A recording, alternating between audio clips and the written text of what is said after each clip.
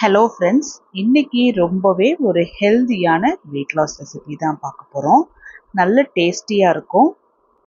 நல்ல மொறுமொறுப்பாக ஒரு தோசை போட்டுடலாம். காலையில் நேரத்தில் எல்லா வேலையும் முடிச்சுட்டு சட்டுன்னு செய்யக்கூடிய ஒரு ரெசிபி. இந்த ரெசிபி செய்யறதுக்காக பவுலில் நான் 1 டம்ளர் குனோவா சீட்ஸ் எடுத்திருக்கேன். ஆல்ரெடி நம்ம சேனலில் குனோவா சீட்ஸை பற்றி நான் சொல்லியிருக்கேன். இதில் அதிகப்படியான ப்ரோட்டீன்ஸ் இருக்குது, தேவையான விட்டமின்ஸ் மினரல்ஸ் இருக்குது, டயட்ரி ஃபைபர் இருக்குது. இது நேச்சுரலாகவே க்ளூட்டன் ஃப்ரீ. நம்மளோட ஹார்ட் ஹெல்த்துக்காக இருக்கட்டும், பிளட் சுகரை கண்ட்ரோல் பண்ணுறதுக்காக இருக்கட்டும், வெயிட்டை மேனேஜ் பண்ணுறதுக்காக இருக்கட்டும் ரொம்பவே ஹெல்ப்ஃபுல்லாக இருக்கும்.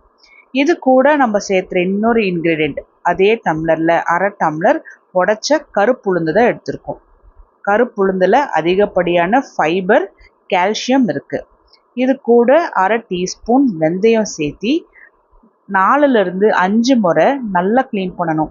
குனோவா சீட்ஸ் பொறுத்த வரைக்கும் இதுக்கு மேலே ஒரு கோட்டிங் இருக்கும், அது நல்லாவே ஒரு கசப்பு தன்மை இருக்கும். இந்த சீட்ஸை நல்லா கசக்கி க்ளீன் பண்ணணும். தண்ணி பார்த்தோம்னா ஆரம்பத்தில் ஃபஸ்ட் டைம் இல்லை செகண்ட் டைம் க்ளீன் பண்ணும்போது தெளிவாக இருக்காது.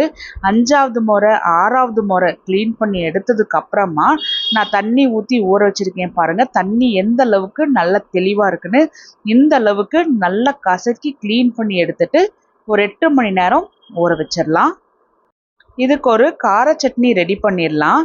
பேனில் 1 டீஸ்பூன் எண்ணெய் ஊற்றி எண்ணெய் சூடான உடனே 1/4 டீஸ்பூன் ஜீரகம், 1 டீஸ்பூன் கடலைப்பருப்பு, 1 டீஸ்பூன் உளுத்தம்பருப்பு, மிதமான சூட்லேயே இது எல்லாமே நல்லா வதங்கினதுக்கு அப்புறமா காரம் தேவையான அளவுக்கு வரமிளகா, நான் ஒரு 5 வரமிளகா சேர்த்திருக்கேன். வரமிளகாவுமே நல்ல மொறுமொறுப்பாக வதங்கி வந்ததுக்கப்புறம் ஒரு 10 பல்லு பூண்டு, இதையுமே மிதமான சூட்டில் நல்லா பொன்னிறமாக ஆகிற அளவுக்கு வறுத்தெடுக்கணும். உங்களுக்கு பூண்டு பிடிச்சிருக்கு, அதோட டேஸ்ட் உங்களுக்கு பிடிக்கும் அப்படின்னா இன்னும் கொஞ்சம் பூண்டு கூட சேர்த்திக்கலாம். பூண்டு ஹார்ட் ஹெல்த்துக்கு ரொம்பவே நல்லது, கொலஸ்ட்ராலை ரெடியூஸ் பண்ணுறதுக்கும் ரொம்பவே நல்லது. இது கூட 4 நார்மல் சைஸ் வெங்காயத்தை 4ஆக கட் பண்ணி போட்டிருக்கேன். வெங்காயம் கொஞ்சம் லைட்டாக பிங்கிஷ் கலர் அளவுக்கு வதங்கினதுக்கு அப்புறமா 4 நார்மல் சைஸ் தக்காளி, இதையும் 4ஆக கட் பண்ணி போட்டிருக்கேன். ஸோ மிதமான சூட்லேயே வெங்காயமும் தக்காளியும் நல்லா பொன்னிறமாக நல்லா வதங்கி வரணும். இப்போ இதில் தேவையான அளவுக்கு கல்லுப்பு, 1/4 டீஸ்பூன் மஞ்சளும் போட்டு நல்லா வதக்கி எடுத்துக்கலாம். உங்களுக்கு நான் சொல்கிற இன்க்ரீடியண்ட் எல்லாமே நல்லா தெளிவாக கேட்கணுங்கிறதுனால தான் நான் கொஞ்சம் ஸ்லோவாக சொல்கிறேன். ஆனால் எனக்கு ஒரு கமெண்ட் வந்திருந்தது, நான் ரொம்ப ஸ்லோவாக சொல்கிறேன், கொஞ்சம் ஸ்பீடாக சொல்லுங்கள் அப்படின்னு. சில பேர்த்துக்கு ஸ்பீடாக சொன்னால் புரியும், சில பேர்த்துக்கு புரியாது. ஸோ எல்லாத்துக்கும் புரியணுங்கிறதுனால நான் நார்மல் ஸ்பீடில் சொல்கிறேன். உங்களுக்கு நான் பேசுகிறது ஸ்லோவாக இருக்குன்னு ஃபீல் பண்ணிங்கன்னா நீங்கள் கொஞ்சம் ஸ்பீட் பண்ணிக்கோங்க நீங்கள் கேட்கும்போது. இது கூடவே ஒரு சின்ன துண்டு புளியும் சேர்த்தி நல்லா நைஸாக அரைச்சிட்டு அதுக்கப்புறமா தேவையான அளவுக்கு தண்ணி ஊற்றி நல்லா அரைச்சி எடுத்துகிட்டு வந்திருக்கேன். இது ஒரு கார சட்னி, பருப்பெல்லாம் நம்ம சேர்த்தி செய்யும்போது நல்லா டேஸ்ட்டாக இருக்கும். 8 மணி நேரத்துக்கு அப்புறம் குனோவா சீட்ஸும் உளுந்து வெந்தயம் இது 3மே நல்லா வெந்து வந்திருக்கு. தண்ணியிலேருந்து இது 3த்தையும் வடித்து எடுத்து மிக்சி ஜாருக்கு ட்ரான்ஸ்ஃபர் பண்ணிடணும். ஊற வச்ச தண்ணியை சேர்த்தி அரைக்க வேண்டாம். இது கூட நான் காரத்துக்காக 3 நார்மல் சைஸ் பச்சை மிளகாவை கிள்ளி போட்டுக்கிறேன். ஒரு நார்மல் சைஸ் கேரட்டை இது போல் சின்ன சின்னதாக கட் பண்ணி போட்டுக்கலாம். ஒரு கை நரைச்ச கருவேப்பிலை.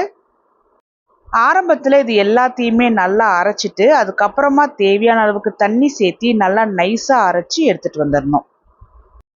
இப்போ பார்த்தீங்கன்னா நான் மாவு நல்லாவே அரைச்சி எடுத்துகிட்டு வந்திருக்கேன். நல்லா ஊறி இருக்கிறதுனால நல்லா ஸ்மூத்தாக அரைச்சி எடுக்கலாம். தோசை மாவு பதத்துக்கு நல்லா தண்ணி ஊற்றி கலந்து எடுத்துக்கோங்க.